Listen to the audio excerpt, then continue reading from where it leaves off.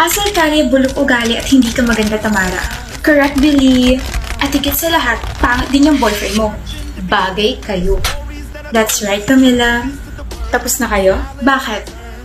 May sasabihin ka o tatameme ka lang kasi totoo lahat ng mga sinabi ko? Asal kaya bulok ugali, hindi maganda at higit sa lahat, pangit ang boyfriend ko? Go, baby! Excuse me? At least wala akong cheater na partner. Excuse me, walang cheater sa amin, no? Ay, ewan ko. Narinig ko lang kasi usapan nila nakaraan na yung boyfriend mo, Billy. Boyfriend din itong kaibigan mo si Camila. Payag kayo, no? Pinagsabay kayo? What? Look, Camila, alam mo ba to? No! What the heck, Gian?